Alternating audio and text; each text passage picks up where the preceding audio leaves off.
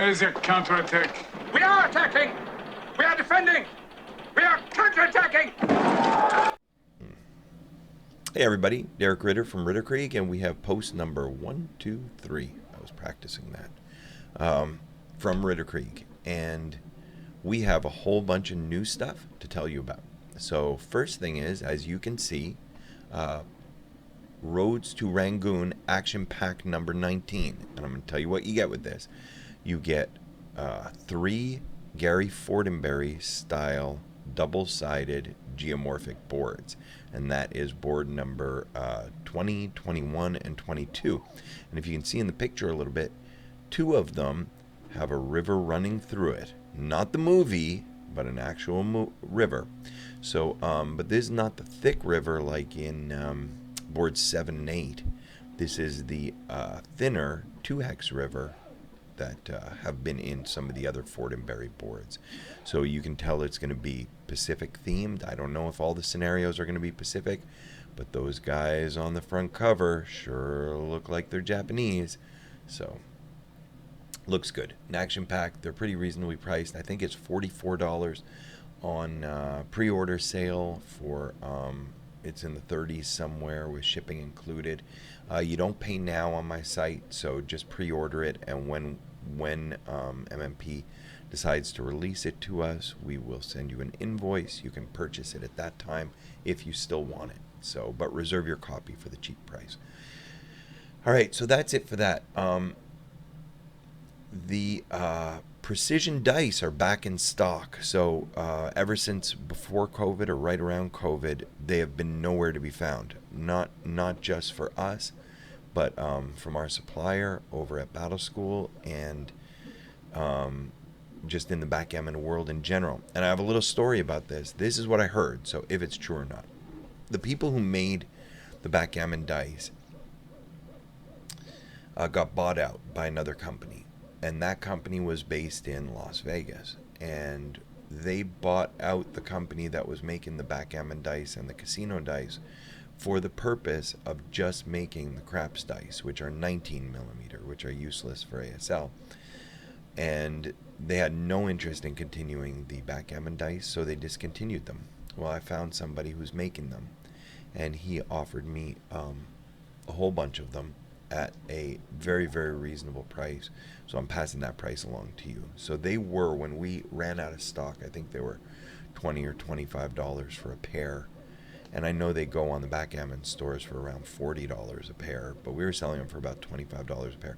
I'm selling them now for, just on special, 20% off for $16 a pair. So $20 regular, $16 if you buy them now until I cancel the sale. So if you do want precision backgammon dice, you can get them now for $8 a die, and they are made out of cellulose acetate, and they're the real casino quality dice, and they come in. So they are, the pips are drilled out, and then they're filled in with the exact same mass material, the same material. And so that gives you a perfectly weighted set of dice. Now, they come in white, black, blue, green, red, yellow, purple, and pink, maybe. So we have all the colors. We have 3 different sizes: 12.5 millimeters, 14 millimeters, and 16 millimeters. The 14 are my favorite. They just feel right in my hand. They roll really well. They're not hard to pick up. Like the 12.5 are a little bit, I find them, I've got pretty big fingers. I find them a little bit tougher to grab out of the bottom of the tray. The 16 are a little bit big for me, but to each their own. You know, I know the 12.5 are really popular. I like the 14, my favorite dice in the world. Okay, so they are back in stock, and as long as supplies last, we will be carrying them. All right. Now let's go to storage solutions. So a couple years ago, like many other people, with the advent of 3D printing, I started printing my own trays to put in my Reikos. 2 things about mine that I haven't really seen a lot of other people do. One, I color coded them so that it's not only easy to find what nationality you're looking for, but it's also really, really pretty. And the second thing I did, and I'm going to try to get this on camera, is I put these little pegs on the bottom of them. I think you can see those. And what those do is they stop the tray from sliding around in the Rayco divider, and they stop them from sliding off of each other. So, whoops. So those little nubs hold these in place and stop it. So if you have them without those little nubs, it just slides right off. So if you tip your Rayco divider, you know, they'll slide down to the end, and it's just, you know, it's frustrating. So I put those little pegs on the bottom, and that stops all that. So I would bring my my kit to tournaments, and people would ask me, "Oh my God, that's nice. Can you make me a set?" And I'm like, I really can't. You know, they take. It was probably taking me about 3 hours to print one tray properly, and there's 96 trays in one kit, so you're talking about 300 hours of printing if there's no failures. And what do you charge for that? You know, I can't charge $1,000 for a setup for your kit. So, well, my 3D printer crapped out, and Tim Bridie convinced me to get a different kind. And this one, with new technology, this thing just flies. So I'm able to print a tray in a little bit under an hour and a half now. So it's feasible. It's still extremely tedious, but it's feasible to produce them to sell. So there's about a 2-week lead time once we get caught up on your orders. So if you order it, I'm not shipping it the next day. It'll probably take, you know, 2 or 3 weeks before I could get it out, but we will get them out to you. And we're charging $3 a tray, so it's still expensive. It comes out to a little under $300 to hook you up, but you can get your entire World War II ASL official kit in one Rayco handy box.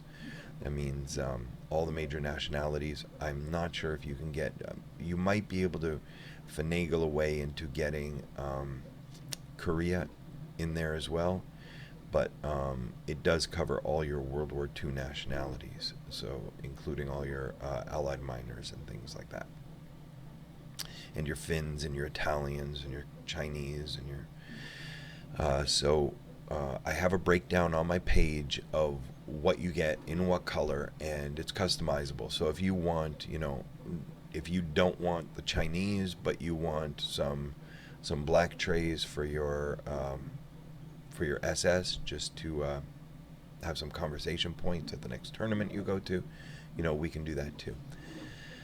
All right. So that's what they are. They come in 2 sizes.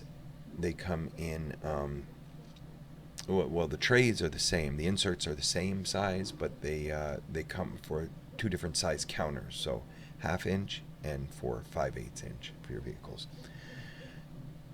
And they're divided properly per nationality. So, for example, the Japanese, I think, get 2 of the trays for the 1/2 inch counters and 3 of the trays for the 5/8 counters. The Germans get 3 and 6 or 7, I can't remember exactly, but something like that.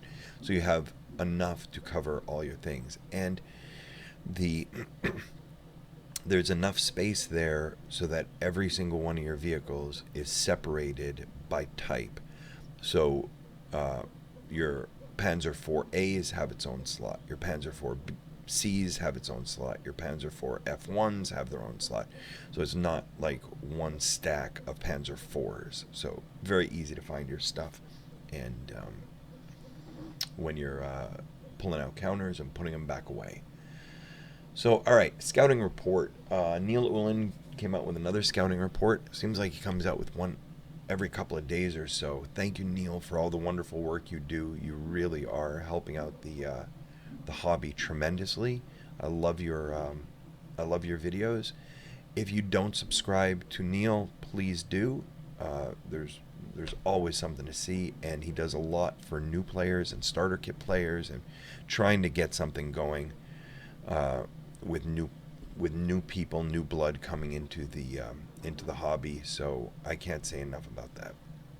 Thank you. But he has a unboxing of Le Franc Tireur 16, and you can get a good idea of what you get, including he got himself a copy of the map boards, I guess direct from Xavier in France, because Xavier is selling those map boards separately, because I'm just selling the magazine and the scenarios. It's all Pacific based, and I've already had a chance to play one of the scenarios, and it's been a minute since I've played Pacific, and I had a blast. Tim did not have a blast. I had a blast, and it was just fun to be back in the jungle again. So anyway, watch that video. His videos are very, very well produced, a lot better than mine, but that's not really saying a lot. All right, subscribe to him. Oh, and subscribe to me. All right, Bitter Ender 2024 just ended. There is a new hotel, so we moved. I am heartbroken. I loved the old hotel. I just adored it. There was a lot of nostalgia there, and it was clean. It was nice. The room was big. This hotel is newer. It is nicer, I suppose, and but the room was much, much smaller, so there was some overflow out into the hallway. Hopefully that'll be corrected next year, but it was great to see the old gang there. And we had Gary Fortenberry meeting Al Saltzman in the final, and Gary Fortenberry won it for I think that was his 256th time winning the Bitter Ender tournament. So no, I think seriously, maybe his fourth time that I can remember. So he is always a force to be reckoned with. So congratulations, Gary, and welcome back after your little hiatus. It was good seeing you. We had, of notable interest, we had at the tournament Kurt Schilling from MMP, and I believe he was doing a lot of playtesting. And we had Chaz Smith from Bounding Fire Productions, and he was doing a lot of playtesting. And then there were the minis going on, and it was a lot of fun. And then we have over here, speaking of young blood, we have my son Ulrich Ritter playing his frat house buddy. They go to ECU together, Aiden Smith, and they were there for the weekend playing ASL. And Aiden had never heard of the game, started playing a few weeks ago, and he's totally hooked. And we are, I'm watching their game, and Aiden is calling out the weapon systems on some of the vehicles and stuff. I'm like, how do you know this stuff? Like, if you've never played ASL. And he's like, oh, I play World of Tanks. And I'm like, oh, all right, interesting. All right. So he wasn't calling them T-34s. He was calling them T-34 M41s. I'm like, how the heck do you know that? You know? Anyway, so that's good. So somebody who plays video games and now wants to play board games. So, and you know, I've said a lot. All this game needs is exposure. You show them, you know, the next generation what this is, and they will what is it? Build it, and they will come. All right. So that's it. Puzzle number 123. So it was a very, very, very simple contest. Some of my contests are a little bit more nuanced, and some are very easy. This one is very easy. So, and it's just, I don't even want to call them contests anymore. They're really puzzles. So puzzle number 123, just how to have your best chance of winning based on your prep fire and your movement. And then solution to puzzle number 122. So if you haven't looked at or tested yourself on puzzle number 122, it's kind of an interesting one. So you might want to do that. You might want to pause this video here, go back and look at it before I give away the solution, because I'm about to give away the solution in 3, 2, 1, or how do the Germans do it?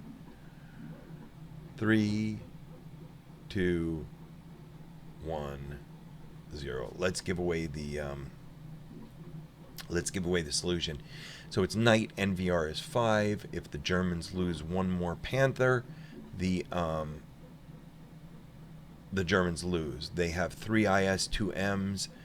staring straight at it. So the Panther might get lucky and get a turret hit on one of them and take out one of them. The Panzerschreck might take out another one with a side shot, but that still leaves at least one IS-2M, barring, you know, rate of fire or and a bunch of turret hits.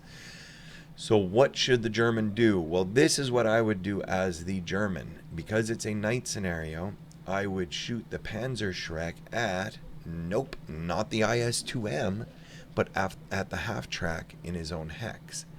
And if he hits him, which will be a 9 or less, so it's an 11 to hit at 0 hex range.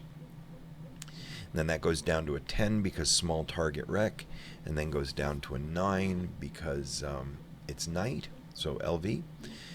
And so if they hit it on 9, they will brew it up into a burning wreck on anything but a 12, and that will illuminate all 3 IS-2Ms, effectively blinding them and making them unable to shoot at the Panther, and the Panther stays alive and wins the game. So that is the solution to puzzle number 122. All right, and that's about all I have for you. Once again, please subscribe both to my webpage and to my YouTube channel, and don't forget to subscribe to Neil Ulan's YouTube channel. Just click on that link of his video and then hit subscribe. Thanks so much for watching, and we will see you next time.